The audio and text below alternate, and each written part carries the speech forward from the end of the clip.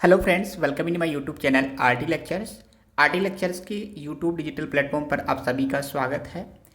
दोस्तों, model question papers की series को आगे बढ़ाते हुए आज की इस वीडियो लेक्चर में हम डिस्कस करेंगे मॉडल क्वेश्चन पेपर 6 को, जिसके अंदर हम इसके कुछ इंपॉर्टेंट क्वेश्चंस और उनके आंसर्स को सॉल्व करेंगे, जो कि AIIMS and other competitive exams के पॉइंट ऑफ व्यू से काफ़ी इंपॉर्टेंट है रेडियोग्राफर्स एंड रेडियोलॉजी टेक्नीशियंस के लिए। तो वीडियो शुरू करने से पहले अगर चैनल पर नहीं है तो चैनल को सब्सक्राइब कर लीजिए और बेल आइकन को प्रेस कर लीजिए और साथ ही अपने फ्रेंड्स के साथ इसे शेयर कर दीजिए। तो आइए शुरू करते हैं आज की इस वीडियो लेक्चर को।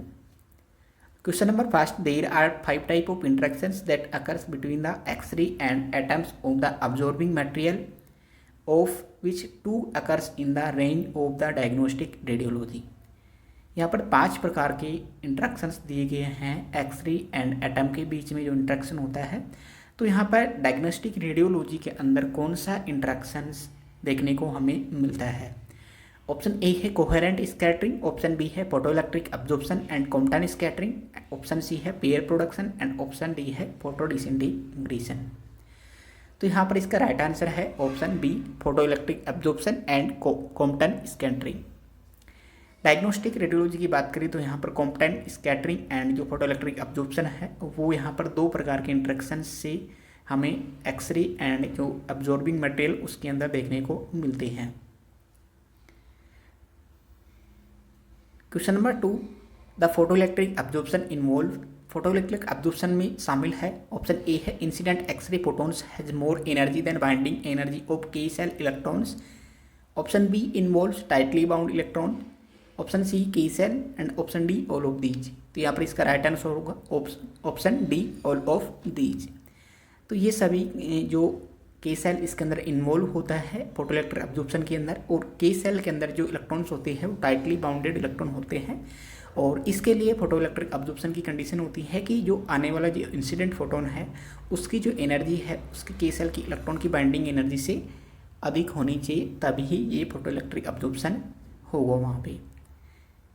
क्वेश्चन नंबर 3, द ऐसा unit of measurement of quality of radiation is. Radiation की क्वांटिटी को मेजर करने के लिए रेडिएशन की क्वांटिटी के लिए कौन सी ऐसा यूनिट का यूज करते हैं? ऑप्शन ए है gray, option B gray sievert becquerel, option C gray sievert and option D roentgen and sievert. तो यहाँ पर इसका राइट आंसर होगा option B, gray sievert and becquerel. ये सभी तीनों ही रेडिएशन की क्वांटिटी की एसआई यूनिट्स है, इनके द्वारा रेडिएशन की क्वांटिटी को मेजर किया जाता है। Question number 4, photoelectric interactions result in excellent quality image due to. Photoelectric interaction के परिणाम स्वरूप एक एक्सीलेंट क्वालिटी की इमेज हमें प्राप्त होती है, उसका कारण है ऑप्शन ए है photoelectric absorption does not produce scattered radiation, option B है enhance natural tissue contrast, option C है both A and B and option D है नन ऑफ दीज। तो यहाँ पर इसका राइट आंसर है ऑप्शन सी। फोटोइलेक्ट्रिक इंटरेक्शन है उसके अंदर फोटोइलेक्ट्रिक अब्जॉर्प्शन के अंदर किसी प्रकार की स्कैटर्ड रेडिएशन प्रोड्यूस नहीं होती एक तो, और यहाँ पर जो टिश्यू का जो कॉन्ट्रास्ट है वो भी इंक्रीज होता है, इन्हांस होता है, बिकॉज यहाँ पर जो एक्सरेज का प्रोडक्शन होता है वो के सेल कैरेक्टरिस्टिक एक्सरेज का प्रोडक्शन होता है। Question number 5, in photoelectric emission patient dose is. Photoelectric emission के अंदर पेशेंट की डोज होती है option A high, option B low, option C medium and option D no effect. तो यहाँ पर इसका राइट आंसर होगा option A, high. Photoelectric emission के अंदर जो पेशेंट की डोज होती है वो हाई होती है। Question number 6, silver halide in emulsion of x-ray films are. X-ray film के इमल्सन के अंदर सिल्वर हैलाइड होते हैं। ऑप्शन ए है 90% silver iodide and 10% silver bromide, option B 90% silver bromide and 10% silver iodide, option C 90% silver bromide and 10% silver chloride, option D none of these. तो यहाँ पर इसका राइट आंसर होगा ऑप्शन बी, 90%। किसी भी एक्सरे फिल्म के अंदर उसके इमल्सन के अंदर 90% तो उसके अंदर सिल्वर ब्रोमाइड यानी कि AgBr होता है एंड 10% उसके अंदर सिल्वर आयोडाइड यानी कि AgI होता है। Question number 7, inherent film fog is. Inherent film fog है ऑप्शन ए है इनहेरेंट फिल्म पोक के अंदर जो डेंसिटी होती है वो कितनी होगी। ऑप्शन ए है 0.2, ऑप्शन बी है 0.12, ऑप्शन सी है 0.4 एंड ऑप्शन डी है 0.5। तो यहाँ पर इसका राइट आंसर होगा ऑप्शन बी। एक इनहेरेंट फिल्म पोक के अंदर डेंसिटी 0.12 होती है उसकी। क्वेश्चन नंबर 8 है image by long T R and short T are. MRI के अंदर जो long T R and short T are है उससे किस प्रकार की इमेज का फॉर्मेशन होता है। ऑप्शन ए है proton density image, option B T1 weighted image, option C है T2 weighted image, option D है no image can be produce. तो यहाँ पर इसका राइट आंसर होगा option A proton density weighted image. अगर एमआरआई के अंदर long T R and short T R की बात करें तो इन दोनों से जो इमेज बनती है यहाँ पर प्रोटॉन डेंसिटी वेटेड इमेज हमें प्राप्त होती है। Question number 9 image by short T R and short T E is. अब बात कर रहे हैं हम short T R and short T E, that mean time of repetition and time of echo. अगर दोनों ही शॉर्ट हो तो उस केस में कौन सी इमेज बनेगी। ऑप्शन ए है proton density image, option B है T1 weighted image and option C है T2 weighted image and option D है no image can be produce. तो यहाँ पर इसका राइट आंसर होगा option B T1 weighted image. देखिए अगर short T R and short T2 होता है, TE होता है तो उस केसेस में T1 वेटेड इमेज का फॉर्मेशन होता है। Question number 10 in order to demonstrate atlas and axis in AP position the patient is asked to. Atlas और एक्सिस से जो बोन है उनको AP पोजीशन के अंदर हम उनका एक्सरे कर रहे हैं तो उस दौरान हमें पेशेंट को कहते हैं उनको डिमॉन्स्ट्रेट करने के लिए किस प्रकार की पोजीशन ली जाती है पेशेंट को। तो उसके लिए पेशेंट को हम कुछ इंस्ट्रक्शंस देते हैं। तो क्या इंस्ट्रक्शन होती हैं। ऑप्शन ए है breathe normally, option B close the mouth, option C open the mouth and option D move the head side to side. तो यहाँ पर इसका राइट आंसर होगा option C open the mouth. जब भी हम एटलस और एक्सिस का अगर AP पोजीशन का एक्सरे ले रहे हैं तो उस दौरान हमें पेशेंट के माउथ को ओपन करवा के रखना होता है। The patient is asked to take some purgative 1 day before the examination of LS spine in order to।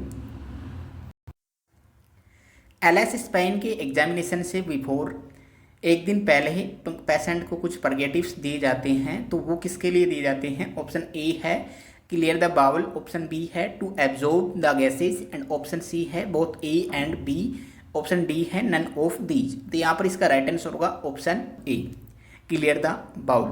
Bowl को क्लियर करने के लिए यहाँ पर ये परगेटिव्स दिए जाते हैं। अगर इसके अंदर परगेटिव्स के साथ में चारकोल या चारकोल की टैबलेट्स होती ही तो वो चारकोल की टैबलेट्स क्या है गैसेस को अब्जॉर्ब करने के लिए दी जाती है। तो तब इसका आंसर होता बोथ ए एंड बी, लेकिन यहाँ पर ओनली परगेटिव्स दिया गया है तो यहाँ पर इसका राइट आंसर होगा क्लियर द बाउल्स। परगेटिव्स क्या करते हैं बाउल को क्लियर करते हैं, जो फीकल मैटर है उसको रिमूव कर देते हैं। Question number 12 which of the following is not true for reducing mottle in CT scan. CT scan में मोटल को रिड्यूस करने के लिए निम्न में से कौन सा कथन असत्य है। ऑप्शन ए है रिड्यूस बहिन photon in every pixel is available, option B है reduced by reducing slice thickness, slice thickness को कम करके इसे कम किया जा सकता है, ऑप्शन सी है reduce by increasing scan time, scan time को इंक्रीज करके इसको कम किया जा सकता है, increased by increasing scan time बढ़ाने पर ये कम हो जाता है। तो यहाँ पर इसका राइट आंसर होगा ऑप्शन बी। इसको कम करने के लिए मोटल को कम करने के लिए जो स्लाइस की थिकनेस होती है उसको कम किया जाता है CT के अंदर, तब ही CT का जो मोटल है वो कम होता है। तो ये जो कथन है यहाँ पर असत्य है। यहाँ पर जो स्लाइस की थिकनेस कम करने पर मोटल कम नहीं होता है बल्कि इंक्रीज होता है, इसलिए ये कथन यहाँ पर असत्य होगा। Question number 13 with narrowing of the window each grey scales cover. Narrow window के साथ में प्रत्येक ग्रे स्केल कवर करता है। ऑप्शन ए है लार्ज CT नंबर को, ऑप्शन बी है लेस CT नंबर को, ऑप्शन सी है no effect on CT number and option D है नन ऑफ दीज। तो यहाँ पर इसका राइट आंसर है लार्ज CT नंबर को। अगर नैरो विंडो रखेंगे तो उसके साथ में जो ग्रे स्केल कवर करता है वो grey scale large CT number को यहाँ पर कवर करता है। Question number 14 to sterilise the transducer it it should be, ये होना चाहिए, मतलब यहाँ पे शुड बी है यहाँ पे ऐसा। तो इसका राइट आंसर होगा यहाँ पर ऑप्शन ए है ऑटोक्लेव्ड, ऑप्शन बी है और हीटेड, ऑप्शन सी है cleaned with spirit and option D है नन ऑफ दीज। यानी कि ट्रांसड्यूसर को स्लाइस करने के लिए किसका यूज करते हैं हम यहाँ पर, स्पिरिट का। ऑप्शन सी यहाँ पर इसका राइट आंसर होगा। क्वेश्चन नंबर 15, थो he was not the first person to use sonography for medical purpose but who is generally known as the father of medical ultrasound। यद्यपि वो पहला पर्सन नहीं है जो कि उन्होंने सोनोग्राफी का फर्स्ट यूज़ किया था, लेकिन वो सोनोग्राफी अल्ट्रासाउंड के मेडिकल अल्ट्रासाउंड के फील्ड के अंदर वो मेडिकल अल्ट्रासाउंड के फादर भी कहलाते हैं।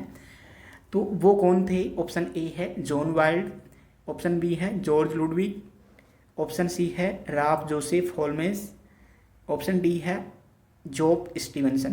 तो यहाँ पर इसका राइट आंसर होगा ऑप्शन ए John wild. John wild ultrasound medical ultrasound का फादर भी कहलाते हैं, इन्हीं को कहते हैं। और ये इन्होंने ही जो सोनोग्राफी है मेडिकल पर्पज़ के लिए सोनोग्राफी का यूज़ किया था सबसे पहले। Question number 16, PE stand for piezo electric crystals. Piezo electric crystals का अल्ट्रासाउंड के अंदर साइज होता है, ऑप्शन ए है 1 mm, option B 0.1 mm, option C 0.3 mm and option D है 0.5 mm। तो यहाँ पर इसका राइट आंसर होगा ऑप्शन डी 0.5 mm। देखिए जो अल्ट्रासाउंड ट्रांसड्यूसर के अंदर जो पीजो इलेक्ट्रिक क्रिस्टल्स यूज़ किए जाते हैं तो उनका जो साइज होता है 0.5 mm के अंदर होता है। क्वेश्चन नंबर 17, नाउ ये days piezo electric material is made of आजकल जो पीजो इलेक्ट्रिक क्रिस्टल्स है अल्ट्रासाउंड के अंदर वो किसके बने होते हैं? ऑप्शन ए है लेड जिरकोनेट टाइटनेट, ऑप्शन बी है बिस्मथ जिरकोनेट, ऑप्शन सी है फॉस्फोरस एंड ऑप्शन डी है ऑल ऑफ दीज। तो यहाँ पर इसका राइट आंसर होगा लेड जिरकोनेट टाइटनेट। इन पीजो इलेक्ट्रिक क्रिस्टल्स या मटेरियल्स का यूज हम आजकल अल्ट्रासाउंड ट्रांसड्यूसर के रूप में करते हैं। Option 8, question number 18, contrast media used during CT scan result in. CT scan के अंदर जो कॉन्ट्रास्ट मीडिया यूज किए जाते हैं, सीटी स्कैन के दौरान अगर हम कॉन्ट्रास्ट मीडिया यूज करते हैं तो उसके दौरान उसका क्या रिजल्ट होगा? ऑप्शन ए है रिंग आर्टिफैक्ट प्रोड्यूस करेगा, ऑप्शन बी है बीम के हार्डनिंग आर्टिफैक्ट प्रोड्यूस करेगा, ऑप्शन सी है पार्शियल वॉल्यूम आर्टिफैक्ट प्रोड्यूस करेगा एंड ऑप्शन डी है इनकम्प्लीट प्रोजेक्शन आर्टिफैक्ट। तो यहाँ पर इसका राइट आंसर होगा option B beam hardening artefact. यदि हम किसी पेशेंट की सीटी हो रही है उस दौरान अगर हम कॉन्ट्रास्ट इंजेक्ट करते हैं पेशेंट के अंदर तो उस दौरान उसके बीम हार्डनिंग आर्टिफैक्ट प्रोड्यूस होंगे। क्वेश्चन नंबर 19, रिंग आर्टिफैक्ट है, ऑप्शन ए है। ये बात कर रहे हैं हम सिटी की कि सिटी के अंदर रिंग आर्टिफैक्ट क्या होते हैं। ऑप्शन ए है मोशन आर्टिफैक्ट, ऑप्शन बी है scanner based artefact, option C है physics based artefact and option D है कपलिंग आर्टिफैक्ट। तो यहाँ पर इसका राइट आंसर होगा option B scanner based artefact. Ring artefact एक प्रकार का स्कैन बेस्ड आर्टिफैक्ट होता है। Question number 20, the angle at which magic angle artefact occurs is. किस एंगल के ऊपर मैजिक एंगल आर्टिफैक्ट होता है एमआरआई के अंदर? तो यहाँ पर ऑप्शन ए है 60, ऑप्शन बी है 45 डिग्री एंगल, ऑप्शन सी है 55 degree angle and option D है 90 डिग्री एंगल। तो यहाँ पर इसका राइट आंसर है option C 55 degree angle. 55 degree angle के ऊपर एमआरआई के अंदर मैजिक एंगल आर्टिफैक्ट हमें देखने को मिलता है। Question number 21, digital luminescence radiography is another name of. Digital luminescence radiography का अन्य नाम है, ऑप्शन ए है कंप्यूटेड रेडियोग्राफी, ऑप्शन बी है conventional radiography and option C है direct digital radiography and option D है सीसीडी। तो यहाँ पर इसका राइट आंसर है option A computed radiography. Digital luminescence क्योंकि ल्यूमिनेसेंस का प्रिंसिपल के ऊपर आधारित होती है अपनी कंप्यूटेड रेडियोग्राफी, तो इसीलिए इसका सेकंड नेम भी डिजिटल ल्यूमिनेसेंस या फिर कंप्यूटेड रेडियोग्राफी भी कह सकते हैं इसको हम।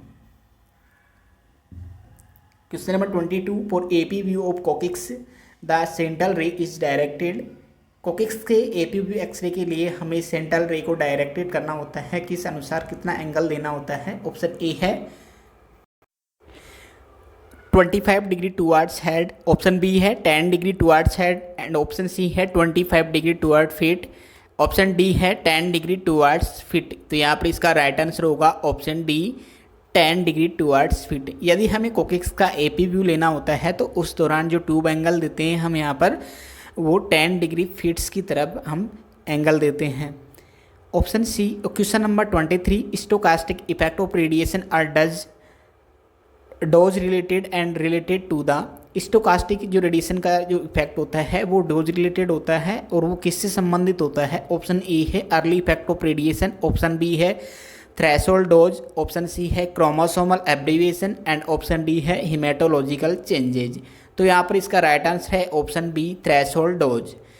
स्टोकास्टिक इफेक्ट है वो एक मिनिमम एनर्जी की जो रेडिएशन एनर्जी की रिक्वायरमेंट होती है उस एनर्जी के बाद में ही ये अपना इफेक्ट शो करता है। तो जो वो एनर्जी रेंज होती है उसको अपन बोलते हैं threshold dose. Question number 24, non stochastic effect of radiation are related to the. Non stochastic जो इफेक्ट होता है रेडिएशन का वो किससे रिलेटेड होता है। ऑप्शन ए है डोज ऑफ द पेशेंट की डोज से, ऑप्शन बी है have haematological effect, haematological effect देता है, ऑप्शन सी है predominantly GIT symptoms, GIT symptoms ज़्यादा प्रभावी होते हैं एंड ऑप्शन डी है ऑल ऑफ दीज। तो यहाँ पर इसका राइट आंसर होगा option D all of these. यानी कि इसके अंदर पेशेंट को डोज से रिलेटेड जो इफेक्ट है ये, यानी कि कम पेशेंट के ऊपर भी, कम डोज के ऊपर भी ये पेशेंट के अंदर इफेक्ट देखने को मिलता है और साथ ही ये हेमेटोलॉजिकल इफेक्ट भी प्रोड्यूस करता है और साथ ही जो जीआईटी है उसके अंदर भी ये प्रभावी रूप से इफेक्ट शो करता है। Question number 25, the annual occupational dose equivalent to the lens of the eye as per NCRP recommendation. NCRP की रिकमेंडेशंस के अनुसार आई के लेंस की जो डोज इक्विवेलेंट डोज होती है एक ऑक्यूपेशनल के लिए एनुअल, तो वो कितनी होनी चाहिए। यानी कि एनसीआरपी कहता है कि किसी एक पर्सन की और किसी एक ऑक्यूपेशनल पर्सन की जो आई की लेंस की जो ऑक्यूपेशनल डोज है, डोज इक्विवेलेंट है, वो कितनी होनी चाहिए। ऑप्शन ए है 1 मिलीसीवर्ट, ऑप्शन बी है 25 मिलीसीवर्ट, ऑप्शन सी है 50 मिलीसीवर्ट एंड ऑप्शन डी है 150 मिलीसीवर्ट। तो यहाँ पर इसका राइट आंसर है option D 150 millisievert. Question number 26, contrast media used for peripheral venography is. Peripheral venography के लिए कौन सा कॉन्ट्रास्ट मीडिया यूज किया जाता है। ऑप्शन ए है एलोसियम 240, ऑप्शन बी है एलोसियम 300 एंड ऑप्शन सी है एलोसियम 360 एंड ऑप्शन डी है एचओसीएम। तो यहाँ पर इसका राइट आंसर होगा low osmolar contrast media 240 iodine. Question number 27, the site of injection in peripheral venography is. Peripheral venography के अंदर जो इंजेक्शन की साइट होती है वो कौन सी यूज करते हैं। ऑप्शन ए है पाम, ऑप्शन बी है middle cubital vein, option C है popliteal vein and option D है डोर्सम ऑफ फिट। तो यहाँ पर इसका राइट आंसर है डोर्सन ऑफ फिट। अगर हम पेरिफेरल वेनोग्राफी करते हैं तो उस दौरान जो कॉन्ट्रास्ट जो इंजेक्शन की साइट हम डिसाइड करते हैं वो फिट के डोर्सम के अंदर कॉन्ट्रास्ट का इंजेक्शन करते हैं। Question number 28, contrast media use for upper limb venography is. Upper limb venography के लिए कौन सा कॉन्ट्रास्ट मीडिया यूज किया जाता है। ऑप्शन ए है low osmolar contrast media 300, option B है एलोसियम 360, ऑप्शन सी है एलोसियम 400 एंड ऑप्शन डी है एचओसीएम। तो यहाँ पर इसका राइट आंसर होगा ऑप्शन ए लो ओस्मोलर कॉन्ट्रास्ट मीडिया 300। एलोसियम 300 का यूज किया जाता है अगर हम अपर लिम्ब वेनोग्राफी कर रहे हैं। Question number 29, projection used in mammography is. Mammography में कौन से प्रोजेक्शन का यूज किया जाता है। ऑप्शन ए है मीडियोलेटरल ओब्लिक, ऑप्शन बी है क्रेनियोकोडल, ऑप्शन सी है both A and B and option D है नन ऑफ दीज। तो यहाँ पर इसका राइट आंसर होगा option C both A and B.